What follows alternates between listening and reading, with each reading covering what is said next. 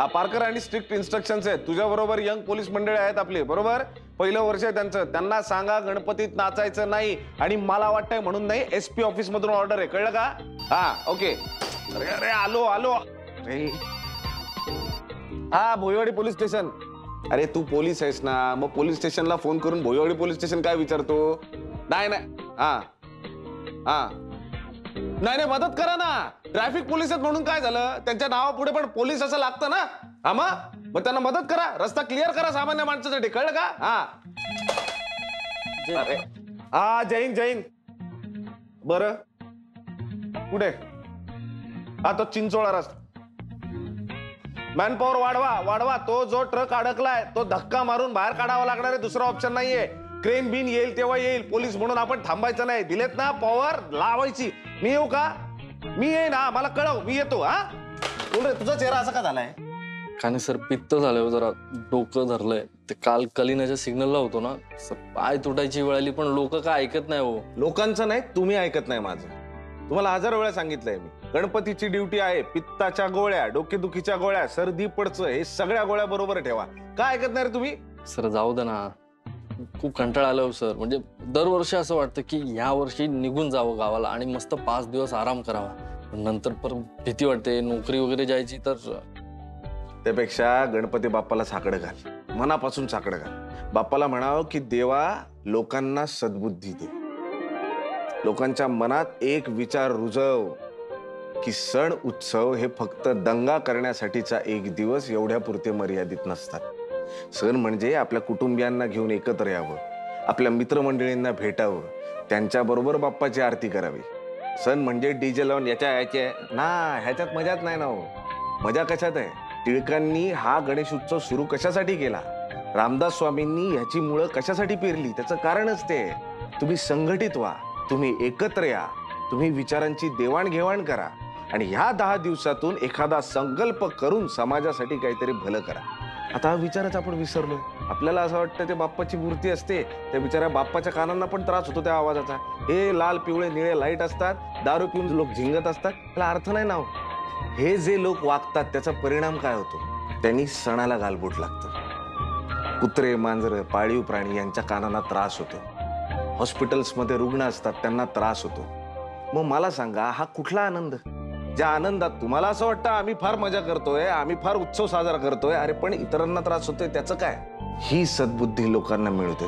ज्या दिवशी हा बदल समाजात होईल ना सलमान, माझा शब्द लक्षात ठेव, त्या दिवशी लोकच म्हणतील अरे गावी कुठला आलाय उत्सव? खरा उत्सव होतो तो मुंबईमध्ये, आहे का नाही? एकदम बरोबर बोललात सर. कर तू सगळं. बघ कोण आहे बघ. अरे मग सोसायटीच्या माणसांशी बोला ना, त्या सेक्रेटरीला रिक्वेस्ट करा. चेंगराचेंगरी व्हायच्या आधी करा हे सगळं. कशाला आरडाओरडा करते का तू? सर तुम्ही आता प्लीज डोकं शांत ठेवा. हे सगळं मला लेक्चर देऊ नका. पॅनिक सिच्युएशन आहे मी तिकडे. कशाला बोलू? तू रणरागिणी आहेस, मी कोण तुला काय सांगणारा? सर असं काय बोलता तुम्ही मला? तुम्ही मला बोलू शकता, बोला. सांगू? हा शांत राहा, पॅनिक होऊ नकोस, कळलं? मला आता निघायचंय, ते CP सर्कलला जा, तिकडे मला ड्युटीवर निघायचं. हा सर सर पण ते हिचं काय, राधिका डांगरचं? ह्यात ती काही दोषी असं मला वाटत नाही का आत्ता तरी. ती झोलाड नाही असं वाटतंय की काय तुम्हाला? नाही नाही, झोलाड ती आहे. हा मुद्दा असा आहे ना, किडनी रॅकेट संदर्भात आपण ज्या ज्या लोकांना पकडले किंवा ज्यांनी ज्यांनी आपल्याला स्टेटमेंट दिले त्या सगळ्या माणसांमध्ये कॉमन नाव डॉक्टर डांगर आलंय. त्यामुळे किडनी रॅकेट संदर्भात ह्या बाईचा झोल 100% आहे काहीतरी. काय आपल्याला माहित नाही, त्या संदर्भातले पुरावे आपल्याकडे नाही. मी म्हणतोय की आपल्याला ती भगवतेला जेव्हा आम्ही धरायला गेलो चौकशीसाठी वॉटेवर, पण तिथे सुद्धा ती आम्हाला दिसली, पण भगवतेचा खून तिने केला असं मला वाटत नाही. पण ती बोलत काहीच नाहीये सर. ती बोलत नाही म्हणजेच ती झोलाड आहे, किंवा ती बोलत नाही कारण ती हुशार आहे. पण आता हुशार असणं हा काय गुन्हा नाही. नाही बघ, आपल्या हातात एवढंच आहे, तिच्या विरोधात पुरावे जमा करा. ती माझ्या तर एवढी डोक्यात गेली होती ना, ती बाई आहे म्हणून वाचली. ती माणूस असते ना, मी टायर मध्ये घातला असतं तिला. आणि कुठल्या बेसिस? तिच्या विरोधात पुरावे मिळाले तर ना. आता उद्या तिला कोर्टात हजर करायचंय आपल्याला. त्याच्या आत जेवढे मिळतील तेवढे पुरावे शोधायचा प्रयत्न करा. 2 गोष्टी करायच्यात. एक तर लोकांसाठी गणेश उत्सव हा सुकर झाला पाहिजे, एक प्रायमरी गोष्ट, आणि दुसरं राधिकासाठीचे पुरावे. करा, ऑन कर, व्हॉल्यूम वाढव. चालू ठेवायचा. मला जर कळलं ना बंद आहे, मग दाखवतो एकेकाला मी. चालू होता.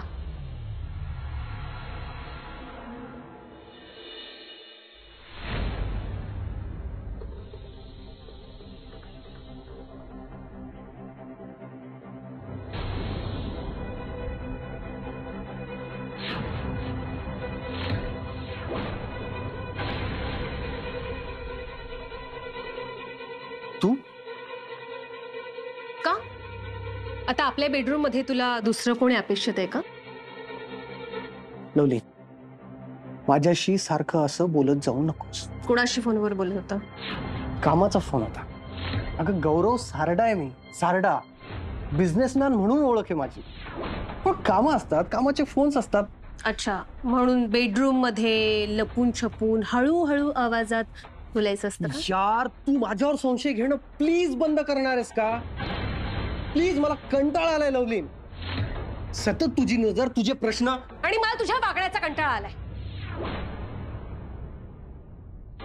तू असं संशयास्पद काय वागू नकोस. मग मी नाही संशय घेणार तुझ्यावर. पण सतत तेच प्रश्न विचारल्याने काही होणार आहे का? उलट आपल्या दोघांमधली भांडणं वाढलीत की नाही? मी बायको आहे तुझी. मी प्रश्न विचारणार तुला आणि त्याची खरी खरी उत्तरं द्यावी लागते. नाहीतर हे असंच चालू होणार आयुष्य. आणि गौरव, तुझी नियत ओळख, त्याच्यामुळे मला माझं तोंड उघडायला लावून. तू ना तोंड उघडूच नकोस. मी तर म्हणतो तोंड शिवून घे. तू कायमचं शिवून घे.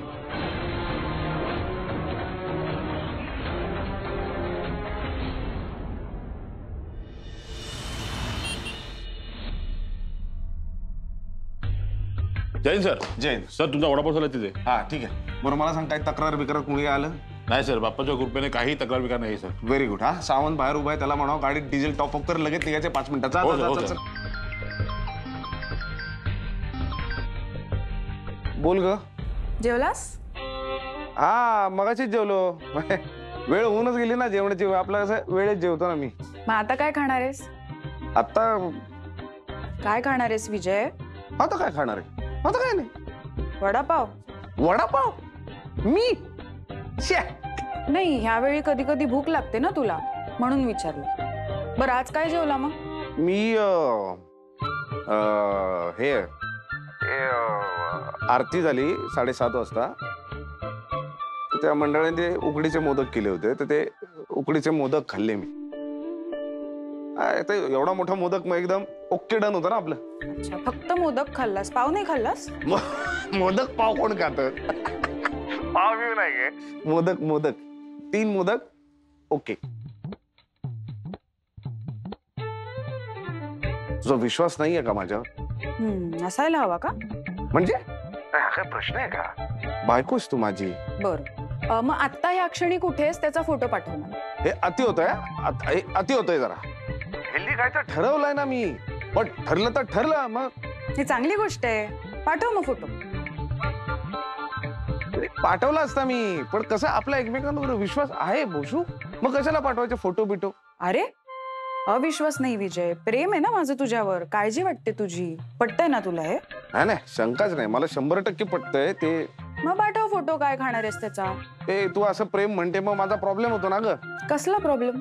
काय प्रेम बिम सगळं महत्वाचं आहे, पण आता पारकरने वडापाव मागवलाय तर तो खाय. वडापाव खाणार आहेस ना? शेवटचा ग, शेवटचा. काय यार विजय, जगाला वागणुकीचे धडे शिकवतोस ना तू. मग ह्या एका गोष्टीवर कंट्रोल नाहीये तुझा? मग काय अधिकार आहे तुला लोकांना सांगायचं कसं वागायचं ते म्हणून? बरं, कधीतरी ठीक आहे, पण तू रुटीनली स्वतःच्या तब्येतीचं नुकसान करून घेतोयस आणि याचंच मला वाईट वाटतंय. बरं, उद्या तुला काही झालं तर आपले एकत्र आनंदाचे दिवस कमी होतील, हे लक्षात येतंय का तुला? तेव्हा तुला जास्तीत जास्त वर्ष माझ्यासोबत आनंदाने राहायचं असेल तर हे बाहेरचं खाणं सोड. बोशू, मी खरंच हा शेवटचा वडापाव खाईन. मला खूप वर्ष तुझ्या बरोबर जगायचं की मला हवी आहेस तू. मलाही राहायचंय अरे, म्हणून सांगते, ऐक ना माझं प्लीज. तुझा काय प्रॉब्लेम आहे ग? त्या चष्म्याला काय, तू काय त्या चष्म्यातून तुला आता फोनच्या पलीकडचं पण दिसायला लागली की काय? मी कुठे असतो, काय करतो? नाही, पोलिसाची बायको आहे ना मी. तर इंटरोगेट कसं करायचं हे कळलंय मला. एकतर वडापाव खाल्लास वरून खोटं बोललास. बरं, सॉरी. It's okay. पण आता खरं सांग, काय चाललंय, काय खातोयस? सांगतो. हे बघ, आता मी अजूनही ड्युटीवर होतो. मी 5 मिनिटासाठी फक्त भोईवाडीला आलोय. मला खूप भूक लागली होती. मी काहीही खाल्लेले नाही, मोदक बिदक. मी आलो, पारकरनी वडा ठेवला होता. आता एक वडा खाऊन मी लगेच निघणार. सावंत आता गाडीत डिझेल टॉपअप करायला गेलाय. मी मी मी शब्द देतो तुला, यानंतर मी वडापाव नाही खाणार. हा शेवटचा वडापाव. बर, I love you. Love you. Bye. Bye. यायचा वडापाव.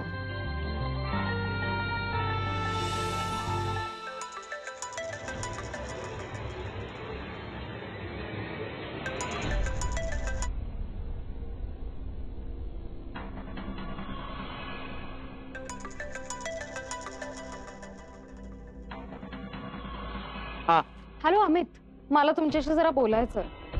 मला आता नाही बोलायचं, नंतर बोलू देवयानी. मला मीतू बद्दल बोलायचंय. देवयानी प्लीज. मी तुम्हाला प्लीज म्हणते. हवं तर तुम्ही काही बोलू नका. मी एक व्हॉइस नोट पाठवते, ती फक्त ऐका आणि नंतर वाटलं तर मला फोन करा.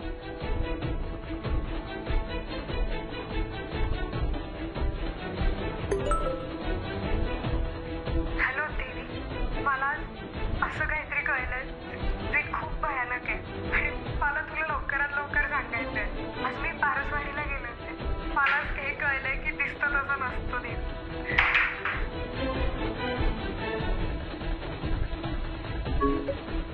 हॅलो देवयानी, आता तू कुठे आहेस आणि कधी भेटू शकतो आपण? मी मुंबईतच आहे, मी येते. मग उद्याच भेटू आपण.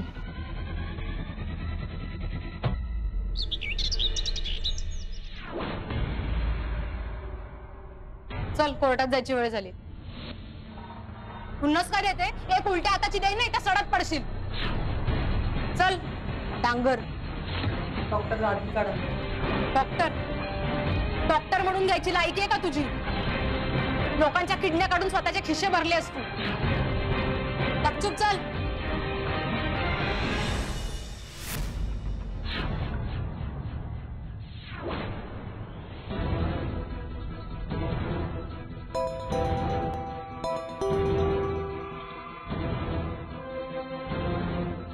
હેલો, ડેન્ટલ વાત કરું છું. તારા માટે એક નોકરી છે. નોકરી नाही, काम करतो मी. હા, तेच ते काम आहे. एका पोरीवर लक्ष ठेवायचं आहे. काय? पोरीवर लक्ष ठेवायचं? पण ध्यान राखजो, मारायचं नाही, फक्त लक्ष ठेवायचं आहे. आणि जेव्हा मी सांगणार तेव्हाच मग मारायचं. तिला मारायचं कन्फर्म झालं की मला सांगा. I am an artist, not a worker. आणि हा डेंटल, ते लक्ष वगैरे ठेवायची कामं कोणाला दुसऱ्याला सांगा. मी ती करत नसतो. अरे दोघांचे सेपरेट चार्ज मिळणार तुला. I said no. याला पण आर्टिस्ट व्हायचं आहे. या प्रसाद. हा सर. या मॅडम, दर्शन घ्या. असं काय करता? बुद्धीची देवता आहे. तुमच्याकडे बुद्धी आहे म्हणून तर तुम्ही डॉक्टर आहात. पण विषय असा आहे की ती बुद्धी सत्कारणी लागू दे असं काहीतरी मागा बाप्पाकडे. No thank you. माझा विश्वास नाहीये देवावर. बाप्पाचाही तुमच्यावर काही विशेष विश्वास असेल असं मला वाटत नाही. राहिलं, घ्या प्रसाद घ्या. Very good. नाही सर, मला तसं पण आश्चर्य वाटत नाही, कारण बाप्पाला चांगली माणसं घाबरतात. त्यांच्यासारख्यांचं काय, दुसऱ्यांचा जीव घेतात हे. लक्षात घे जमदाडे, देवाचं सगळ्यांकडे लक्ष असतं. जो चांगलं काम करतो देव त्याच्या पाठीशी उभा राहतो, जसे आपण. आणि जे वाईट काम करतात देव त्यांच्या हातात बेड्या ठोकतो, जसं की मॅडम. बाकी मॅडम, तुमचा देव कुठे आहे? सॉरी. सॉरी नाही हो, तुमचा वकील. डायरेक्ट कोर्टात येणार आहे का? कळलं का तुला? चला घ्या, नोंदवून घ्या नाव आणि घेऊन जा बाहेर. चला.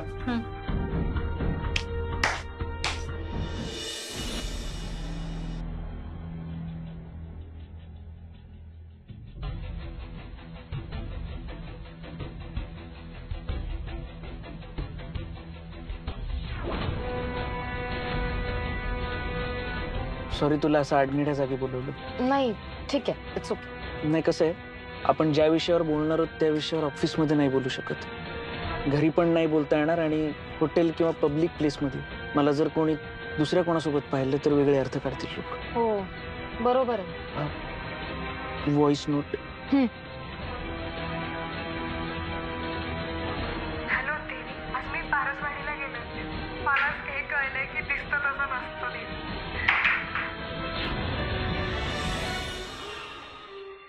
चल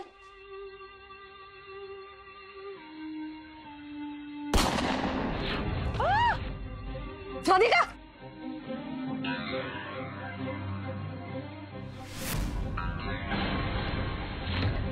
सर सर तिकडे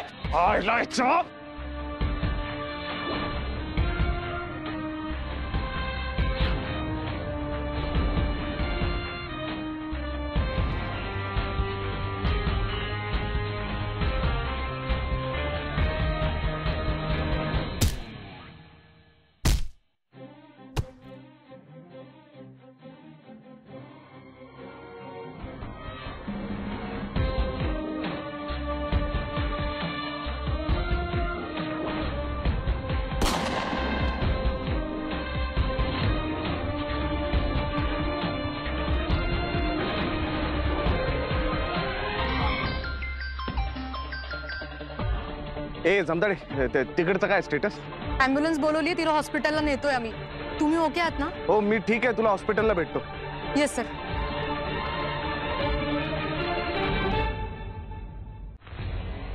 काय प्रकार आहे हा सगळा? पारसवाडीचा काय संबंध? मीता आणि तिमिषा तिकडे कशासाठी गेल्या होत्या? तुम्हालाही माहिती नाहीये का? नाही. म्हणजे काहीतरी बोलली असेल ना, म्हणजे जाण्याबद्दल किंवा नाही काहीतरी. काहीच नाही. म्हणजे मी त्या दिवशी बेंगलोरला जाण्याच्या गडबडीत होतो. आमचं मेसेजिंग झालं, पण ती पारसवाडीला गेलीये जातीये याबद्दल ती काहीच नाही बोलली मला. म्हणजे तुमच्याही पासून लपवलं तुम्ही हे? तेच तर कळत नाहीये मला. हे बघ, या सगळ्याचा शोध लावायला पाहिजे देवी. मी विचारलं तिमिषाला. हा, काय म्हटली ती? नाही, फार काही नाही बोलली ती. अरे असं कसं? काहीतरी माहिती असेल तिला. हा, म्हणजे ती एवढंच बोलली की मग आम्ही त्यांच्या कुळदेवीचे दर्शन घेतलं आणि त्यानंतर आम्ही एका हॉटेलमध्ये चेक इन केलं आणि ती मला म्हणाली की तू जेवणाची ऑर्डर दे आणि ती त्या मॅनेजरला सेल्फी द्यायला जाते असं सांगून ती निघून गेली. मी बराच वेळ तिची वाट बघितली पण ती आलीच नाही. अरे यार, मीता का गेली असेल पारसवाडीला? आणि ते पण तिमिषाला असं फसवून? हे सगळे प्रश्न ना मला आयुष्यभर त्रास देणार आहेत. कोण देईल याची उत्तरं? याची उत्तरं शोधायला हवीत. मीतानी का नाही मला सांगितलं यार?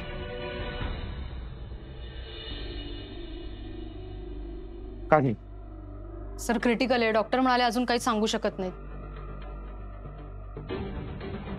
कुणाच्या आरोपाखाली तिला आपण पकडलं आणि तिच्यावरच अटॅक झालाय. हो ना, पण सर तुम्हाला काय वाटतं, तिला अंदाज असेल का म्हणजे तिच्यावरती अटॅक होणार आहे याचा? काय जगली वाचली तर तीच सांगेल ना. सर त्याचं काय झालं ज्याने गोळी चालवली होती? मेला. काय करणार?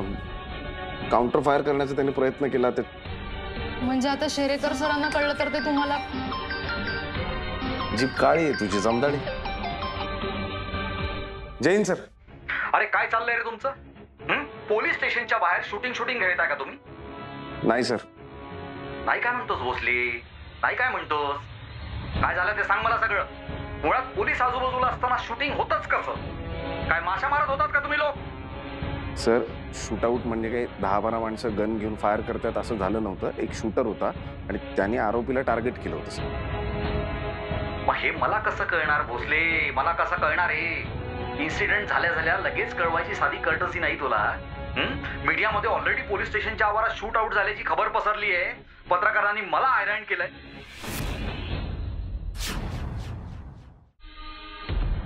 सर मी तुम्हाला कळवणारच होतो. आता जस्ट हॉस्पिटलमध्ये पोहोचलोय आणि तुम्ही पण. गप्पा बास. अटॅकर कोण होता सांग? सर तो जो कोणी होता त्याला पकडलंय. मग कोणी दिलेली सुपारी? सुपारी कोणी दिलेली? ते नाही कळलं. का? मी तेच सांगत होतो ना, पण तुम्ही मला बोलूच देत नाही हो सर. हो अच्छा, आय एम सॉरी. हा मी मध्ये बोलतो. I am really sorry Bhosale साहेब. बोला आता, तुम्ही बोला. तू बोल आता, तू बोलच. मी कान देऊन ऐकतो नीट. हा झालं असं की आता तिला ज्या आरोपीला शूट केलंय तिला हॉस्पिटलमध्ये हलवलं. तो जो कोणी मारेकरी होता त्याच्या मागे मी धावलो सर. त्याला ऑलमोस्ट मी पकडलं होतं, पण चकमकीमध्ये तो माझ्यावर काउंटर फायर करणार होता. मग मी फायर केलं, तो गेला. मेला? त्यात जो एक विटनेस तुला मिळू शकला असता त्याला पण तू ठोकून काढलास. सर त्यात माझी काय चूक आहे? म्हणजे मी जर फायर केलं नसतं तर माझा जीव गेला असता सर. आता मी एक काम करतो ना, सगळे पत्रकार जे माझ्यावर लांडग्यासारखे तुटून पडतायत ना, ते मी तुझ्याकडे पाठवतो. ताबडतोब भुईवाडीला पोच आणि हा जो माज मला दाखवतोयस ना, तो त्यांना दाखव, पत्रकारांना. कळलं?